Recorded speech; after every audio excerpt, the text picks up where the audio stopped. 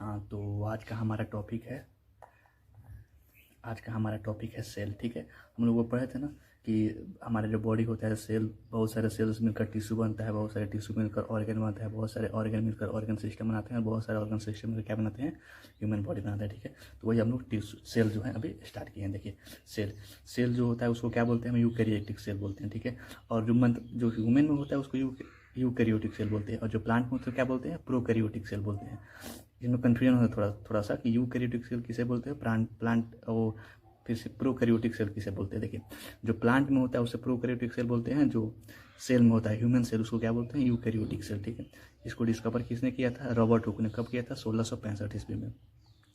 उसके बाद से देखिए the human body is compose of trillion of cell, मतलब जो हमारा ह्यूमन बॉडी होता है बहुत सारे ट्रिलियन ऑफ सेल्स मिलकर बनता है। जैसे खुद ही सोचिए, जैसे जो टिश्यू बनता है एक टिश्यू तो बहुत सारे सेल मिलकर बनाते हैं, और वैसे जब एक ऑर्गन बनता है तो बहुत सारे टिश्यू मिलकर बनाते हैं, और जब ऑर्गन सिस्टम बनता है तो बहुत सारे ऑर्गन बनकर बनाते हैं। वैसे ही बहुत सारे सेल मिलते हैं, ट्रिलियंस ऑफ सेल होते हैं हमारे बॉडी में। उसके बाद से देखिए हमारे देखो human cell contain a variety of structure, मतलब जो ह्यूमन सेल का जो स्ट्रक्चर होता है उसमें मतलब बहुत सारे होते हैं। जैसे देखिए प्लाज्मा मेम्ब्रेन जो आउटर लेयर होता है उसको क्या बोलते हैं, प्लाज्मा मेम्ब्रेन हो गया या सेल मेम्ब्रेन हो गया। उसके बाद से देखिए माइटोकॉन न्यूक्लियस हो गया, उसके बाद से माइटोकॉन न्यूक्लियस जो सेंटर में होता है, माइटोकॉन्ड्रिया होता है। उसके बाद से देखिए लाइसोसोम हो गया, राइबोसोम हो गया, स्मूथ इंडोप्लाज्मिक रेटिकुलम हो गया, रफ इंडोप्लाज्मिक रेटिकुलम हो गया, गोल्गी एपरेटस हो गया। ये जो हमारा सेल है स्ट्रक्चर, इसको हम क्या करेंगे, एक एक करके देखेंगे तो थोड़ा लंबा होगा। ठीक है, तो अलग अलग वीडियो हम लोग इसको देखेंगे। अगर मान लीजिए एग्जाम में पूछ रहा है कि सेल क्या होता है, जैसे 2 नंबर में पूछे या 3 नंबर में पूछे तो आप इतना भी लिख सकते हैं। 5 नंबर में पूछे, 10 नंबर में पूछे या 15 नंबर में पूछे तो आप इन सबको, जैसे प्लाज्मा मेम्ब्रेन के बारे में 2-4 लाइन लिख दीजिए, न्यूक्लियस के बारे में 2-4 लाइन लिख दीजिए, माइटोकॉन्ड्रिया के बारे में, ऐसे सबको एक एक करके डिस्क्राइब कर दीजिएगा, लास्ट में फंक्शन लिख दीजिएगा, हो जाएगा आपका 10 नंबर या 15 नंबर। वैसे 3 या 4 ही पेज का होता है, इसको लिखेगा तो 3-4 पेज में हो जाएगा, इसको लिखेगा तो आराम से 2 पेज में हो जाएगा। तो खैर सेल क्या होता है इतना तक समझ। देखिए आज का हमारा टॉपिक है सेल, मतलब सेल तो पढ़ ही रहे हैं। सेल का जो पार्ट है सबसे आउटर मोस्ट में जो आउटर लेयर होता है वो क्या बोलते हैं उसको, सेल मेम्ब्रेन। जो सेल होता है ना, देखिए ये जो सेल हो गया ना, इसको सबसे, इसमें न्यूक्लियस हो गया, mitochondria, Golgi body, Golgi apparatus, ये सब हो गया, रफ इंडोप्लाज्मिक रेटिकुलम, माइटोकॉन्ड्रिया, ये सब जितने हो गए तो इसको क्या बोलेंगे, ये तो अंदर होता है ना, साइटोप्लाज्म होता है, और इसे क्या बोलते हैं सबसे आउटर लेयर को, इसको क्या बोलते हैं, सेल मेम्ब्रेन। या देखो the cell membrane is also known as plasma membrane, जो सेल मेम्ब्रेन होता है उसको क्या बोलते हैं हम लोग, प्लाज्मा मेम्ब्रेन बोलते हैं। और ये आउटर मोस्ट कवरिंग लेयर होता है, एनिमल सेल जो होता है ना उसके आउटर लेयर होता है ये। ठीक है, उसके बाद से देखिए the cell membrane surrounded the cell and regulate what substances can enter and exit the cell, मतलब कि इसी के द्वारा जो होता है ना, क्या होता है ये जो सेल मेम्ब्रेन होता है, इसी के द्वारा क्या होता है, कोई भी जो हमारा मतलब कि सेल के अंदर जो भी कोई रेगुलेट होता है या जो भी सब्सटेंस होता है वो क्या होता है, इंटर मतलब अंदर आता है और बाहर जाता है। किसके द्वारा जाता है, रिसेप्टर तो रहता है इसके ऊपर। ठीक है, अरे सेल के ऊपर क्या रहता है, रिसेप्टर होता है, उसी के द्वारा। देखो जैसे हम क्या बोलते हैं यहाँ पे, देखिए तो contain receptor, they contain receptor रखता है ना, receptor they can receptor and channel, मतलब चैनल भी होता है, दैट अलाउ स्पेसिफिक मोलिक्यूल, मतलब इसमें स्पेसिफिक जो मोलिक्यूल होता है या आयंस होता है, न्यूट्रिएंट्स होता है। देखो जो हमारे बॉडी में जो हर एक पार्ट जो फंक्शन करता है ना वो किसी किसी कारण होता है। सेल जो होता है एनर्जी प्रोड्यूस करता है। कहाँ से उसको एनर्जी मिलता है, जो हम लोग खाना खाते हैं, न्यूट्रिएंट्स जो आयंस हो गया, सोडियम, पोटेशियम, कैल्शियम, ये सब हर एक सेल में जाता है। हमारे बॉडी में नहीं रहता है, हमारे सेल में, बॉडी का जो अंदर जो सेल होता है ना उसमें जाता है, और सेल के अंदर ये सारे फंक्शन होता है। उसके बाद से क्या करता है, उसको ये बाहर एग्जिट करता है, उसके बाद से हमारे बॉडी का फंक्शन कार्य करता है। और जो भी हमारे सेल के अंदर जो वेस्ट प्रोडक्ट होता है उसको क्या बोलते हैं, उसको क्या करता है ये, मतलब निकालता है। जो वेस्टेज होता है एंड मेटाबॉलिक जो प्रोडक्ट होता है उन सबको, सारा ये कहाँ होता है, सेल के अंदर होता है। आप लोग सेल को पढ़िएगा, बहुत डीपली होता है। साइटोलॉजिस्ट जो होते हैं ना, साइटोलॉजिस्ट वो सेल से अध्ययन करते हैं उसको बहुत डीपली, बहुत बेसिक चीज़। बेसिक क्या है, मतलब बहुत वो है, खतरनाक है ये सब। ठीक है, उसके बाद से देखिए इसको पढ़ने के लिए साइकोलॉजिस्ट बहुत तामझाम रहता है इसमें। ये तो हम बस पढ़ा रहे हैं आप लोगों को, ताकि मतलब बता रहे हैं ताकि आप लोग बस एग्जाम में पास हो जाए। अगर आप मतलब ये सब जो है ना, ये किस लिए, बैचलर कोर्स जो होता है, जो डिग्री कोर्स करते हैं उन लोगों के लिए है। मास्टर कोर्स में आप लोग स्पेसिफिक किसी एक चीज़ से लीजिएगा ना, तो उसमें इस सब का अध्ययन करते हैं, पूरा डीपली अध्ययन करते हैं इसको। तो सेल मेम्ब्रेन हो गया। उसके बाद से देखिए राइबोजोम जो होता है, राइबोजोम किसके लिए रिस्पॉन्सिबल होता है, ये किसके लिए, प्रोटीन सिंथेसिस के लिए रिस्पॉन्सिबल होता है। और ट्रांसलेटिंग द जेनेटिक इन्फॉर्मेशन, जो भी जेनेटिक इन्फॉर्मेशन जो होता है, जो डीएनए आरएनए होता है, वो क्या, राइबोजोम से ही मतलब ये सब रेगुलेट होता है, कुछ न्यूक्लियस में भी होता है। और उसके बाद से देखिए तो राइबोसोम्स आर फाउंड फ्री, मतलब ये फ्री होता है। राइबोसोम देखिए ये सेल हो गया ना, सेल के अंदर क्या होता है, ये न्यूक्लियस हो गया, यहाँ पे माइटोकॉन्ड्रिया हो गया, यहाँ पे गोल्गी बॉडी हो गया, गोल्गी एपिटस, यहाँ पे क्या होता है कहीं कहीं राइबोसोम भी होता है सेल के अंदर, ठीक है। और उसके पास से क्या होता है, और साइटोप्लाज्म होता है, मतलब ये साइटोप्लाज्म होगा, साइटोप्लाज्म में सारे चीज़ होते हैं। और उसके पास एक यहाँ बॉन्ड होता है इंडोप्लाज्मिक जो रेटिकुलम होता है ना, इंडोप्लाज्मिक रेटिकुलम जो आप लोग देखे होंगे पिछला वीडियो, उसमें आप लोगों को पता होगा जो इंडोप्लाज्मिक रेटिकुलम होता है ना, उसमें भी होता है। तो इंडोप्लाज्मिक रेटिकुलम कितने प्रकार के होते हैं, 2 प्रकार का होता है। एक होता है स्मूथ इंडोप्लाज्मिक रेटिकुलम, एक होता है रफ इंडोप्लाज्मिक। तो रफ इंडोप्लाज्मिक रेटिकुलम होता है उसी के जो ऊपर होता है, उसी को क्या बोलते हैं हम लोग, राइबोसोम। तो राइबोसोम कहाँ होता है, राइबोसोम साइटोप्लाज्म में भी होता है ऐसे फ्री होकर, और नहीं तो क्या बोलता है जो रफ इंडोप्लाज्मिक रेटिकुलम होता है उसके ऊपर भी होता है, ठीक है। तो आज हमारा सेल कंप्लीट हो गया। कंप्लीट क्या हुआ, कुछ नहीं, बस जितना हमें ज़रूरत है उतना हो गया। सेल के बारे में हम जितना पढ़ेंगे उतना कम लगेगा। तो खैर ये तो हमारा हो गया। अब एग्जाम में हम लोग ऐसे लिख सकते हैं, अब इसमें 2-2 पॉइंट भी लिखेंगे ना काफ़ी है, क्योंकि सेल के अंदर 7-8 पॉइंट है। माइटोकॉन्ड्रिया हो गया, गोल्गी बॉडी हो गया, गोल्गी एपिटस हो गया, राइबोसोम हो गया, सेल मेम्ब्रेन हो गया, साइटोप्लाज्म हो गया, ये सब इसके बारे में 2-2 लाइन लिखेगा ना तो कुछ ज़्यादा हो जाएगा, ठीक है।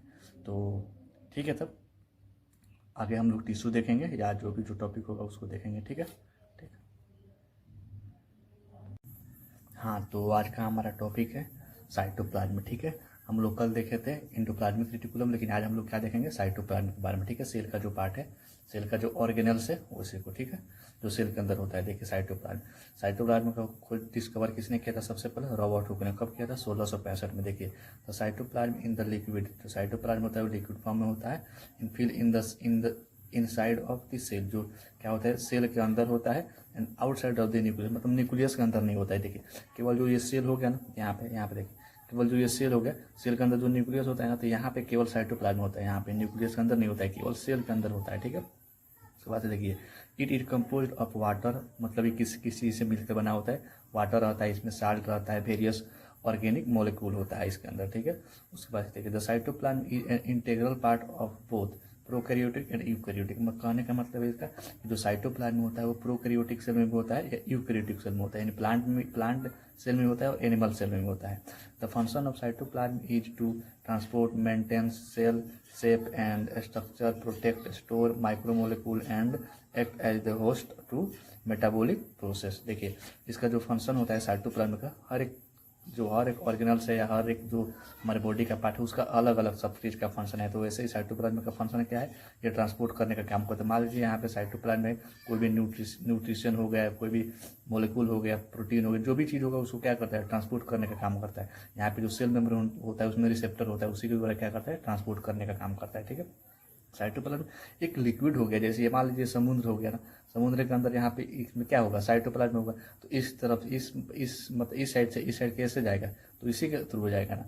तो वैसे ही मतलब साइटोप्लाज्म वैसे ही काम करता है, ठीक है। इसमें मेटाबॉलिक प्रोसेस भी होता है, देखिए। और जो साइटोप्लाज्म होता है वो कौन सेल का कौन कौन से ऑर्गेनल्स को मतलब वो कंटेन करके रखता है, जैसे में उसमें क्या होता है, जैसे में ये हमारा सेल हो गया, ठीक है। ये तो हमारा हो गया आउटर मेम्ब्रेन, प्लाज्मा मेम्ब्रेन।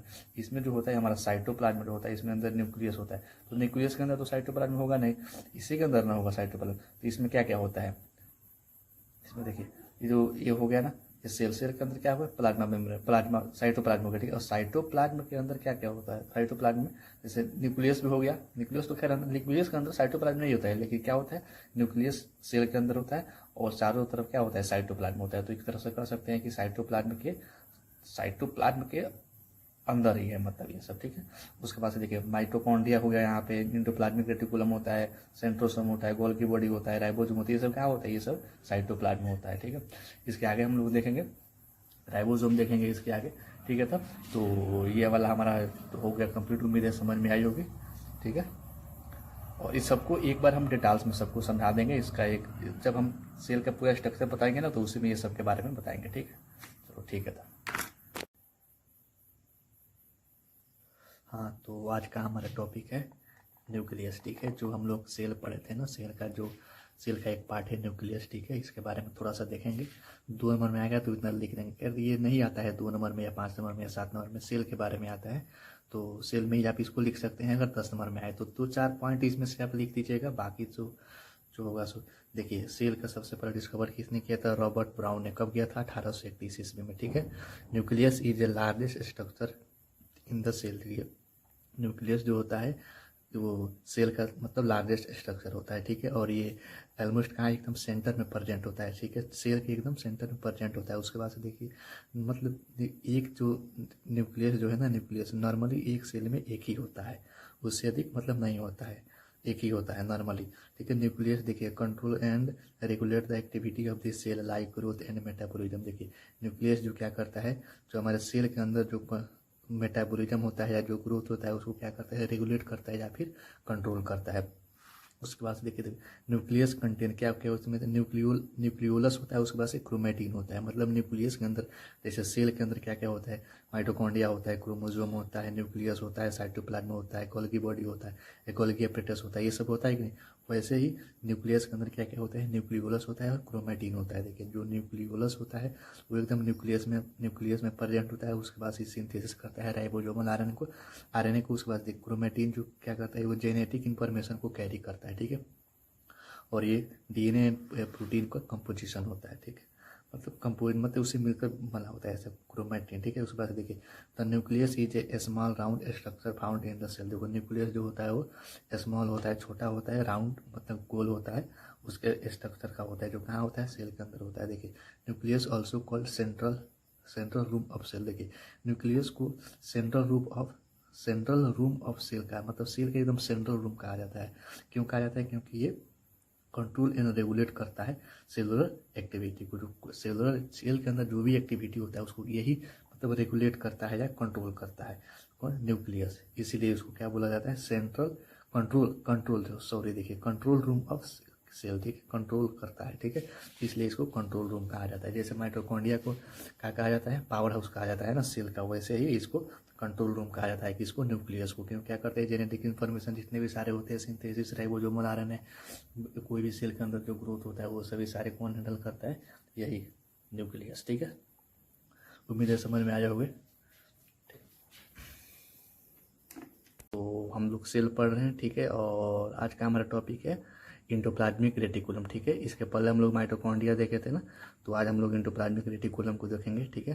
देखिए endoplasmic reticulum is also called ergastoplasm. देखो ऑर्गेस्टोप्लाज्म जो है ना, इसका लोग नाम जानते हैं, लेकिन सबसे ज़्यादा नाम क्या प्रचलित है, इंडोप्लाज्मिक रेटिकुलम, ठीक है। तो इसको आप याद करें या ना करें, लेकिन लिखने के लिए लिख सकते हैं ऑर्गेस्टोप्लाज्म, ठीक है। इंडोप्लाज्मिक रेटिकुलम ही लिखिए, कहते हैं। देखिए endoplasmic reticulum is a complex network of tubular membrane exclusively present in the cytoplasm of the eukaryotic cell. देखो जो इंडोप्लाज्मिक रेटिकुलम होता है वो कहाँ होता है, यूकैरियोटिक सेल में होता है, मतलब जो ह्यूमन सेल होता है उसी में होता है, साइटोप्लाज्म के अंदर होता है, ठीक है। जो हमारा सेल हो गया, सेल के अंदर ये सब खाली तरह होता है, इसको क्या बोलते हैं, साइटोप्लाज्म बोलते हैं। उसके बाद से यहाँ पे न्यूक्लियस हो गया, इसमें माइटोकॉन्ड्रिया होता है, गोल्गी बॉडी होता है, क्रोमोसोम होता है, राइबोसोम होता है, ठीक है। तो उसके बाद देखिए the endoplasmic reticulum occurs in two form depending upon the activity of the cell. देखिए इंडोप्लाज्मिक जो रेटिकुलम होता है वो दो प्रकार का होता है, ठीक है। एक होता है रफ इंडोप्लाज्मिक रेटिकुलम, एक स्मूथ इंडोप्लाज्मिक रेटिकुलम। तो रफ इंडोप्लाज्मिक रेटिकुलम होता है उसको क्या बोलते हैं हम, granular endoplasmic reticulum, ER. Endoplasmic reticulum को आप ईआर से डिनोट कर सकते हैं। रफ इंडोप्लाज्मिक रेटिकुलम को क्या क्या कर सकते हैं, RER, ठीक है, RER बोल सकते हैं। स्मूथ इंडोप्लाज्मिक रेटिकुलम को SER बोल सकते हैं, ठीक है। देखिए जो रफ इंडोप्लाज्मिक जो रेटिकुलम होता है उसको वो जो होता है, देखिए द SER मतलब smooth endoplasmic reticulum is generally used for the creation and storage of the lipid and steroid. उसकी क्रिएशन या स्टोरेज के लिए स्मूथ इंडोप्लाज्मिक रेटिकुलम होता है, जबकि वाइल द RER मतलब rough endoplasmic reticulum generally role in the synthesis of the various protein like pancreatic cells, plasma cells, goblet cell and liver cell. इसके लिए मतलब सिंथेसिस या क्या बोलते हैं, सिंथेसिस के लिए कौन, रफ इंडोप्लाज्मिक रेटिकुलम, वो उस पर डिपेंड करता है, ठीक है। देखिए ये जो होता है ना, इन दोनों में आप लोग डिफरेंस बता सकते हैं, दोनों में मतलब अंतर इतना ही है। जैसे में भी आप ये भी लिख सकते हैं, रफ इंडोप्लाज्मिक रेटिकुलम जो होता है उस पर रफ इंडोप्लाज्मिक जो रेटिकुलम होता है उस पर क्या होता है, राइबोसोम प्रेजेंट होता है, और जो स्मूथ इंडोप्लाज्मिक रेटिकुलम होता है उस पर राइबोसोम प्रेजेंट नहीं होता। आप ये भी बोल सकते हैं। देखिए the main difference between the SER and RER यानी smooth endoplasmic reticulum and rough endoplasmic reticulum is the presence of ribosome. देखिए तो होता है ना RER, रफ इंडोप्लाज्मिक रेटिकुलम, उस पर क्या प्रेजेंस होता है, राइबोसोम होता है। And the SER does not consist of ribosome but RER consist of ribosome. जो SER जो होता है उस पर क्या होता है, राइबोसोम होता है, स्मूथ इंडोप्लाज्मिक पर नहीं होता है, इसीलिए तो इसको स्मूथ बोलते हैं, एकदम सिंपल। ऐसे देखिए, ऐसे सिंपल सिंपल होता है, तो अगर ऐसे सिंपल सिंपल होगा ऐसे, अब सेल का स्ट्रक्चर बनाऊंगा उसको अच्छे से बताऊंगा तो उसमें आप लोग को बता दूंगा, ठीक है। तो यहाँ पे जो सरफेस होता है ना, इस पर राइबोसोम होता है, अगर राइबोसोम होगा तो वो क्या होगा, रफ इंडोप्लाज्मिक रेटिकुलम होगा। और ऐसे स्मूथ सिंपल होगा ऐसे, उसको क्या बोलेंगे, स्मूथ इंडोप्लाज्मिक रेटिकुलम, इसको क्या बोलेंगे, रफ इंडोप्लाज्मिक रेटिकुलम, ठीक है। उम्मीद है समझ में आई होगी। अगर देखिए हम जो सेल देखो ना, सेल इसका इस पर एक वीडियो बनाऊंगा, अच्छे से समझाऊंगा, तो उसमें आपको ये सब बता दूंगा फिगर वाला। वैसे मैं फिगर वाला बताया हूँ, सेल वाला जो पार्ट है ना उसी में, तो ठीक है। हाँ, तो आज का हमारा टॉपिक है माइटोकॉन्ड्रिया, जो सेल का एक जो पार्ट होता है, जो हम लोग सेल देखे थे ना उसी के अंदर जो था माइटोकॉन्ड्रिया। तो कल न्यूक्लियस देखे थे, आज माइटोकॉन्ड्रिया देखेंगे। देखिए माइटोकॉन्ड्रिया को फर्स्ट सबसे पहले डिस्कवर किसने किया था, एल्बर्ट वॉन कोलिकर ने। इन लोग का नाम थोड़ा अजीब होता है, कोलिकर ने, कब, 1857 ईस्वी में, ठीक है। KOLLIKER, ठीक है। देखिए उसके बाद देखिए it is occur in cytoplasm, मतलब ये साइटोप्लाज्म में होता है। देखिए जो सेल होता है ना, तो माइटोकॉन्ड्रिया यहीं पे होता है, यहाँ पे न्यूक्लियस हो गया, तो ये साइटोप्लाज्म होता है।